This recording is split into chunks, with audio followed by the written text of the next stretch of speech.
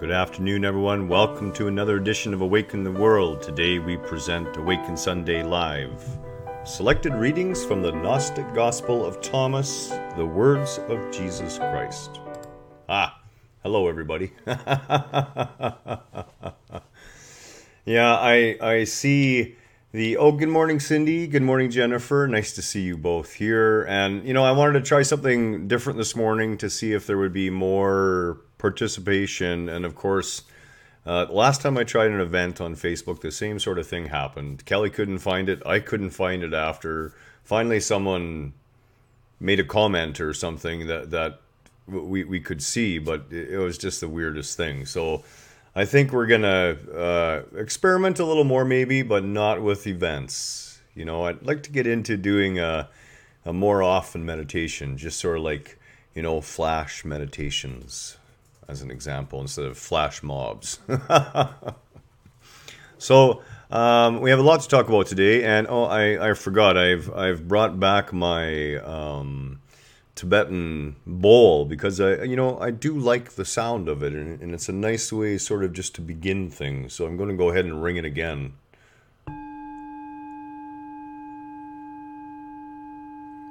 You just have to love that vibration. If you take a Tibetan bowl and you set it over top of whatever chakra the bowl is tuned to, and you can find that out by finding out which musical note the bowl is keyed to, and keep in mind that the traditional meditation bowls are made with 7 different metals, so that you have this hidden mix of vibrations happening at the same time. 7 metals, 7 chakras, 7 different levels of vibrational state. So I just wanted to ring that bell again. So there's a couple things to talk about, and today we're going to have an interesting discussion about the Gospel of Thomas, and a little bit more about that, okay? First, I want to address something that is weighing heavy on one of our members' hearts. And if it's on one of our members' hearts, it's guaranteed that there's probably a number of our members. And if there's a number of our members, then it's guaranteed that there's a lot of people around the world. And I want to talk about this for a minute, okay? And this is a very decisive thing we're seeing going on here. As consciousness is rising, as more and more people are awakening, those that are still asleep and those that are unlikely to wake up unless there's a really big hammer, a really big baseball bat, are... oh, thank you, Cindy. I love the bell, too. It's just beautiful. And... those people are becoming panicked. They're becoming even more uptight, even more self-righteous, especially in their religious beliefs, in their unconsciousness. And, the last thing you want to do is allow yourself to become frustrated or angry or upset over the behavior of those who are still asleep. And I've seen some posts, not in our group, thankfully, but on some of the other groups. Lightworkers of the World was one. And I found it really disturbing to listen to people touting their awakened state as they're whining and complaining about dealing with people who are still asleep. It wasn't that long ago that we were all asleep. And, that is one thing you must never, ever forget. And one of the biggest ways to generate compassion, even for those who are playing that separation game through their religion, is to understand that in one way or another, if not in this lifetime, in another lifetime, you were in that same unconscious state. It can be very difficult, and I understand where people are coming from. How do you have a conversation with somebody whose life revolves around beer and Sunday afternoon football, and going out with the buddies, quadding on their four-wheel ATVs, and if you're in a different state of being, if you are not in a place where that works for you, well, naturally, you're not going to have a lot to discuss. But in your awakened state, there are always openings. There are always opportunities. And the biggest thing is to avoid that frustration and avoid that anger. And, one of our group members was present in a church, and the choir is singing about the joy of Jesus and how accepting Christ is, at the same time that not everyone is allowed to approach the altar to take communion, to supposedly partake in his flesh and blood. So on the one hand, they're singing inclusion, but on the other hand, they're preaching and portraying conditional love. A type of love that says, well, you're not worthy to come up and partake of this. And this got the group member really upset. And I can totally see why. And there's a big misunderstanding about the reality of Christ. And that's what we're going to do today, is we're going to talk more about the Gospel of Thomas. And we're going to talk about the idea of separation. And separation comes out first and foremost from a false egoic concept that we are indeed separate from each other, that we are separate beings in any sort of fashion, that we are not totally interlinked. The atoms of my body are exchanging themselves with atoms of your body, even at this distance. It's all mixed up. There's really no one place where I begin and end and you begin and end. And if you look at it from an energetic point of view, it is one giant overlapping ball of energy. Not individual. There can be individuated fields within that one ball of energy, all vibrating at different intensities. But there is one field of energy. Cindy had a small tiff watching football. Yeah, and that's the thing. And I'll tell you a quick story. When Kelly and I first met, and boy, she had a hard time with this. This was like our first argument ever. Okay, it was about a week into our relationship, and I sat down with her on the couch, and I looked at her straight in the eye, and I said, honey, listen to me. I said, I am a straight up, upfront, honest guy. I don't want you ever doing anything that you don't truly want to do. And she says, well, what do you mean? I said, if I was the type of person who watched a hockey game, I would not expect you to come and sit down and watch a hockey game with me. And she says, well, but I should. If that's what you want to do, I should come and sit. I should be there with you. And I said, why? If you don't honestly want to be there, if it's not something you want to do, how is you being there actually doing something for me? And we do this all the time. What happens is a woman or a man will sit down and they will pretend that they're enjoying themselves. They will make an effort to have the other partner think that they're truly involved in it. But underlying that, they really don't want to be. They're just trying to please their partner. And you know what happens? Sooner or later, that breaks down. And sooner or later, in the times of a heated argument or a heated discussion or strife in the relationship, it will come out that the person is sick and tired of sitting there putting up with your hockey or your football or whatever it is. And it doesn't matter whether it's the man or the woman, or it could be your macrame club.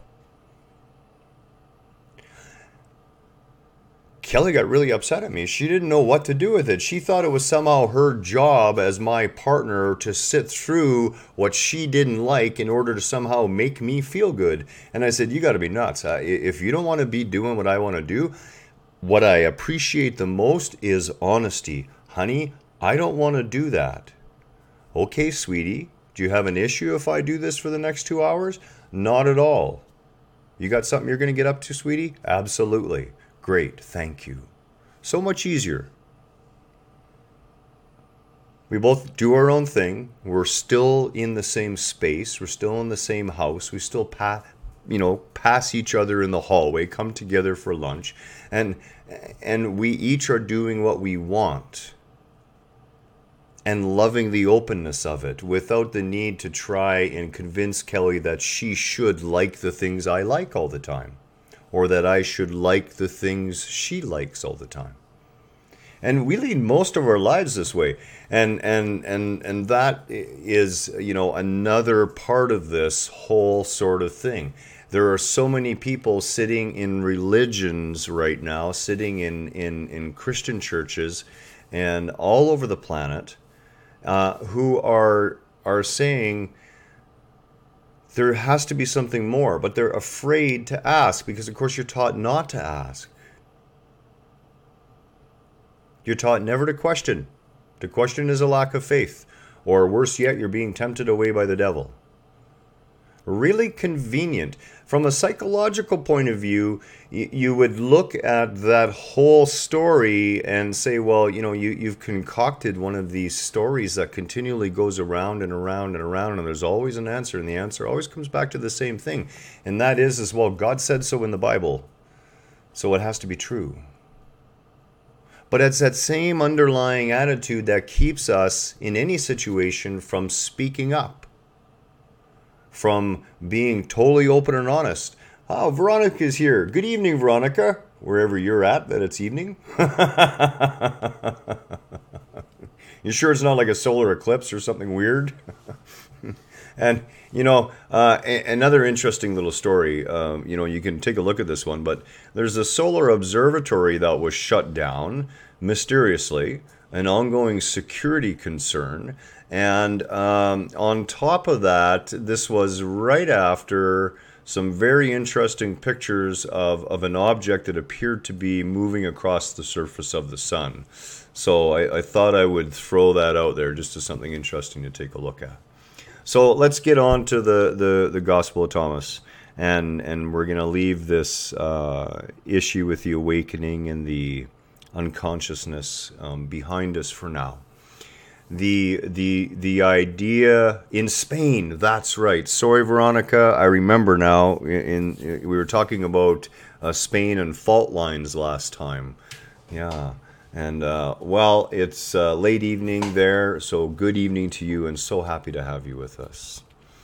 So, we always have a choice, and our choice as awakening beings is to remember that we were once in that spot. Whether in this life or a prior life, and keep in mind, you don't regress in evolution, okay? Your evolution is always forward. If you're waking up in this life, your consciousness level has been less. And that's all we have to remember, that we were once there. And how would we have benefited the most should an awakening being have been in conversation with us back then? We should try to respond the same way. We should try to respond from that space. Now, the Gospel of Thomas is very interesting. It is very easily confused with the Dead Sea Scrolls. And the Gospel of Thomas was not found with the Dead Sea Scrolls. The Gospel of Thomas was found a short distance away in 1945 in a place called Nag Hammadi in Egypt. Now, in that bundle, there was roughly a dozen earthen jars, give or take. They found a whole series of Gnostic texts along with this gospel. And indeed, this particular gospel was written in Coptic. Okay, and fortunately, we had an older Greek text of the Gospel of Thomas, and we were able to verify that indeed the Coptic and Greek text pretty much met up with each other. And even though it is considered a Gnostic text, it is in truth unverifiable whether it is Gnostic or not, although the wording in it would certainly lend itself to Gnosticism. And if you're not familiar, with this, you can think of Gnosticism as the penetrating spiritual side of things. Okay, Sufis are very much the mystic tradition of Islam. So Gnosticism is the secret mystical tradition, the direct experiential seekers, those who are seeking the direct experience of God. Whereas what we would know as canonical, okay, those things which come out of the biblical canon are really meant for the softer, accepting group of people, those who just want to be told about it. And because of that, in Gnosticism, that group is actually seen as feminine, whereas the mystical group, because it's penetrating to the core, is seen as a masculine principle. So keep that in mind as we talk a little bit, because that will bring a few things to life as to why there's a pretty good chance that this indeed is a Gnostic gospel. Now, if you look at a number of Christian websites, you're going to find some very interesting things. Almost to a T, they refute this gospel. Some of the reasons why are obvious. One, it is claimed to be written in and around the 2nd century. Okay, at least 100 years after Christ had died.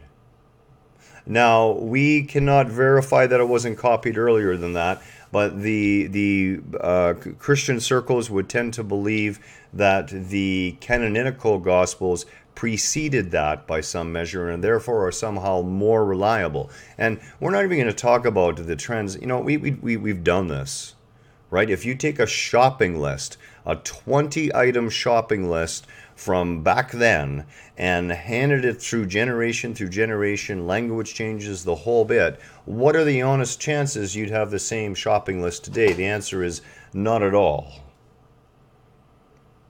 But of course, we're supposed to expect and believe that somehow the books that have been chosen to go into the Bible are the right books, and that man really didn't do it for his own power and control. You see, one of the big things about the Gospel of Thomas is it is freeing, and we're going to talk about why it is freeing.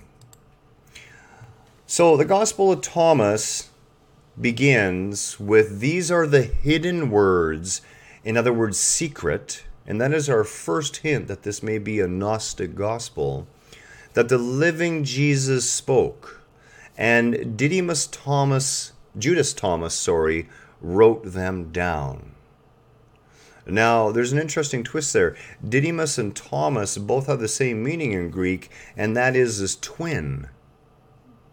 So we really have to question there whether there is some interesting twist here, or if there is another indication that we're not really aware of yet as to, the true source of this particular gospel. In verse 3 of the Gospel of Thomas, Jesus said, "Rather, the kingdom is inside of you and outside of you. When you come to know yourselves, then you will be known, and you will realize that you are the children of the living Father. But if you do not come to know yourselves, then you exist in poverty, and you are poverty." Now, we need to look at this. We need to look at this and take a look whether it matches up, with the Bible as we know it today. And of course, the answer is sort of, actually, but not completely. This here, what Jesus is actually saying is that the kingdom of God, heaven, is both within you and all around you. And notice it's not going to come, but it is. It's not the kingdom that's coming. The kingdom is already here. That sea of consciousness, that God itself, which is manifesting everything, the kingdom of the Creator is already right here, within you and outside of you, all around you. When you come to know yourself, when you come to know the truth of your being, you will know that you are a shard of the divine, a child of that living Creator. And in that, of course, that's where the true riches are. But if you never come to know yourself, if you never come to know the divinity within you, that which you truly are, you live in a constant state of poverty. And we see that around the world in the sleeping masses, always groveling outside of themselves for objects, for attention, for satisfaction, for appeasement, for any reason, always saying, make me okay. Never and living in that state, that is the true poverty. The true poverty is being surrounded by so much and finding none of it satisfies because you're empty within. Christ is saying here, right here, that know yourself and you will realize what you truly are. But if you don't, you live in that state of poverty. And what do people in poverty do? They live in a state of constant wanting.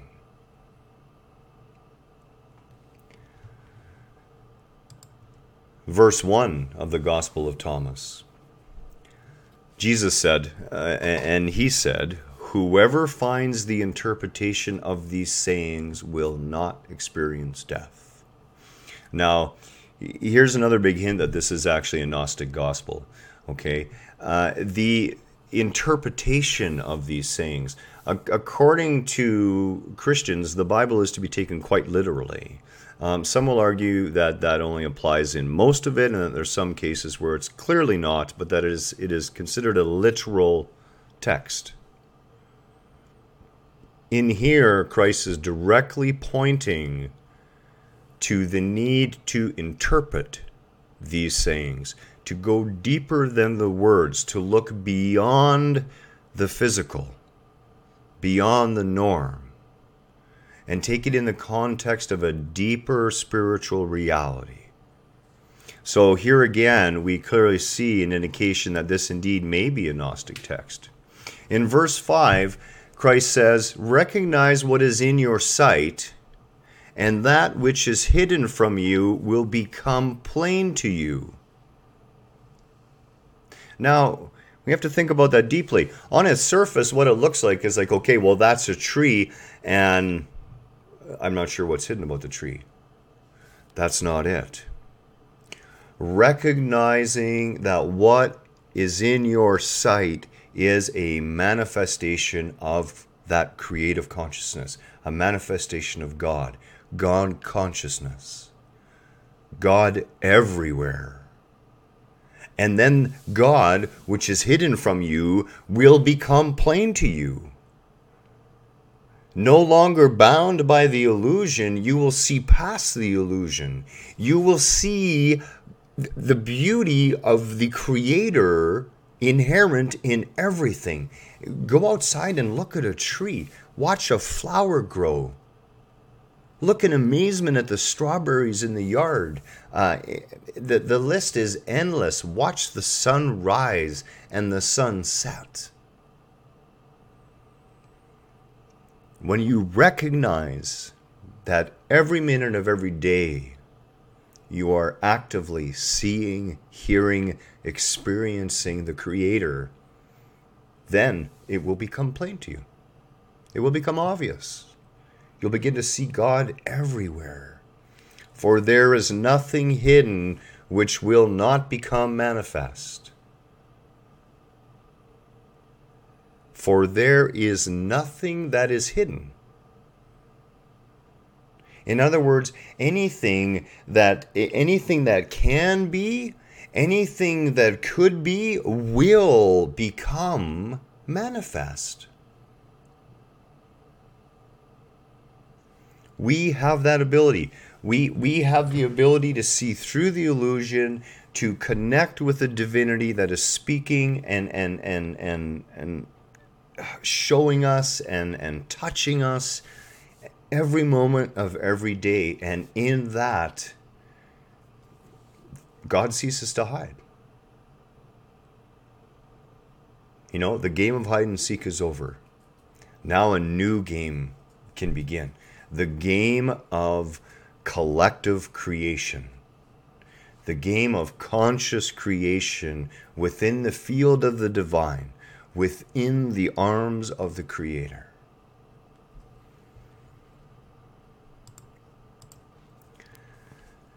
Verse 56 of the Gospel of Thomas. And in the Gospel, there are a total of 114 sayings. And of course, here we're only going over a few of them.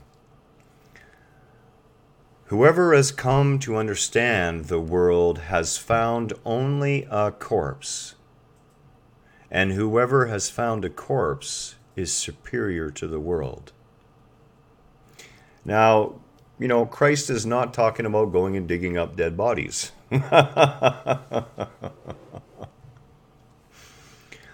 What he's talking about here is the understanding that the world is a corpse. The world is the leftover, the monument, right? Thought, word, manifestation through deed. This is how it happens.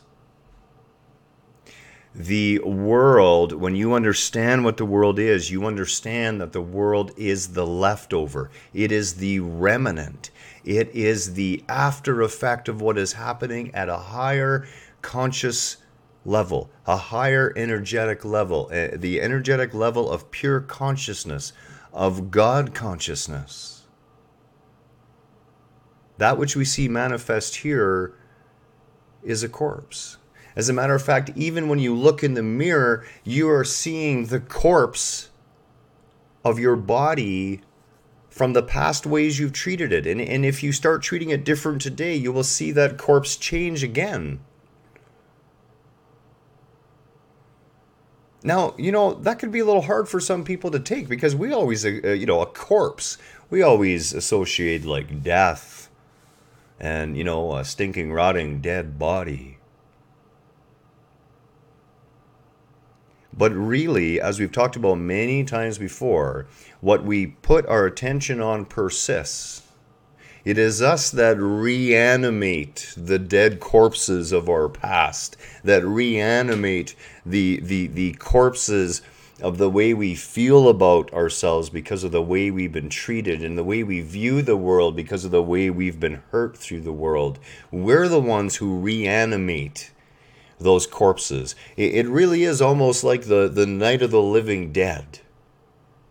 As long as we keep the thoughts going about all those things that we thought were wrong in the past and all those things that we worry about, we lend energy for it to continue to struggle to live and to keep attached to us, to reach out and grab our ankle from the grave.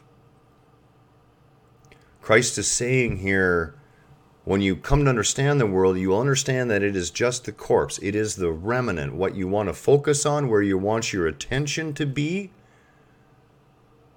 is what's before the corpse. Where all the creation happens, where all the decision making happens, where all the choice and free will is evident. And that is in the realm of what you're doing with this. Because this is a tool. This egoic identity you have is a tool. It is a doorway back to yourself. And as we talked about, religion is like play school. It is beneficial. It was the first thing that taught you to look beyond you. It was the first explanation that there was something more than you are. I have a couple other verses here I want to talk about as well. And the first one is verse 114. And this is the one where we see the masculine and feminine come in. And of course, there's a lot of people who would very easily misinterpret this on the behalf of the male gender. And that is not what this is about. Simon Peter said to them, "Let Mary go away from us, for women are not worthy of life."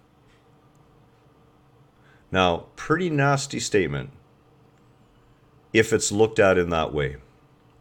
Jesus said, look, I will draw her in so as to make her male, so that she too may become a living male spirit similar to you. And that's the hint. But I say to you, every woman who makes herself male will enter the kingdom of heaven. Now, there's a lot of men around here that would look at that and try to literally interpret that there is something wrong with women, and that is not the point. This is the nail in the coffin that we are talking about a Gnostic gospel, a secret, mystical text, a direct route, the direct words without over and over interpretation of the man himself outside of the Christian picture. Mary, it wasn't because she was feminine. It's because she was still stuck in the canonical way. Even though it didn't really exist as such, the Jewish faith was very much part and parcel of her community. And she was very heavily involved within that faith. And what Christ needed to do with her and what he said to the disciples and what the disciple Simon Peter was really alluding to was she is still stuck in the words. She shouldn't be here with us because what we're talking about here is the direct experience. We're here for the experiential. We're here for the direct connection. And Christ said, you're right, but I'm going to draw her in. I'm going to give her that wisdom. I'm going to open her eyes so that she begins to penetrate the veil. And in that, we see the feminine being made male. The receptive sitting there listening to the rabbi speak versus those who choose to penetrate beyond the veil themselves and go directly to that divinity. Verse 113. His disciples said to him, the kingdom, on what day will it come? Jesus said, it will not come by watching and waiting for it. They will not say, look here or look there. Rather, the kingdom of the Father is spread out upon the earth, and people do not see it. In other words, it's all the kingdom. It's all here right in front of our eyes. And that alludes right back to Christ saying, if we don't recognize the earth for what it is, we're going to miss out, because hidden in plain sight, just beyond the edge of this physical, the kingdom of the Creator is here right now. It is not somewhere else. It is now here, even though we apparently see it nowhere. It is here. It isn't some far off event. It is right here, right now, and it is our decisions, our choices, our freedom of will that will determine how soon we manifest that kingdom. And to be in truth, it is manifesting every day. It's manifesting in the way we're choosing it. God does not put any expectation on the way that we choose to create. But I know we can do more than this. I know we can see more of the truth that you and I are no different from each other. That we're all part of a larger whole. I'm 58 years old, so I've been around the block a few times. I know there's people out there older, and 58's just this life. I'm counting 3,289 of them, give or take, so far. And I'm getting a little tired of the religious argument, to be honest with you. It doesn't really matter what you believe. Beliefs are just opinions. The only place they exist is in our own heads. What you really need to know is to know. What you really need to do is have the experience. And you need to have the experience for yourself. And the best way to get to that experience is to quiet the mind. To focus on meditation, focus on truly seeing the world as it is, and then you will begin to see God everywhere. Lend yourself to as much meditation as you can find time for. Quiet yourself, and you will find that there is a deafening silence within you that is all-knowing, totally at peace. And what's more, it is you. It truly is you. And we cannot argue with those who are still stuck. Kelly battles this with me all the time, because she always says, well, I feel like there's something I need to do with my family. You cannot convince someone whose consciousness is not there yet to raise their consciousness by arguing a point with them. There is nothing you're going to say that is going to make them understand where you're at, especially if it's over religion. What you can do, though, is you can be the living example of your deeper knowing in every minute of every day to the best of your ability. I love the man that Christ was, and the reason I do is I see so much of myself in him and so much of him in me. And I think that's one of the beautiful things about Christ, is he wasn't this perfect guy. He was just a guy. And he could have been a woman just as easily, as far as I'm concerned. And he had faults. And he was afraid sometimes, and he got angry sometimes. But he always saw, to the best of his ability, the truth that we are all the children of that divinity.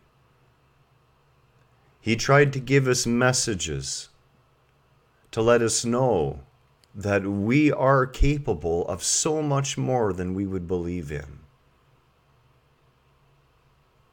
I hope this has been a good little discussion for you. I hope that this opens your eyes to a larger picture of the man that Christ was. And again, Christianity, the Islamic faith, the Jewish faith, any of the other branches or offshoots of that, these are not bad people. These are people who are still in that play school. And just as we would not want to punish and harm the children in that play school for doing things unconsciously, we must remember that these people are still unconscious themselves.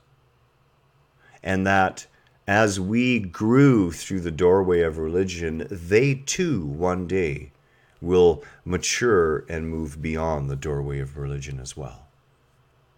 Much love. Namaste to you all. Have a wonderful Sunday afternoon. And Wednesday, we're back on track with our YouTube meditations.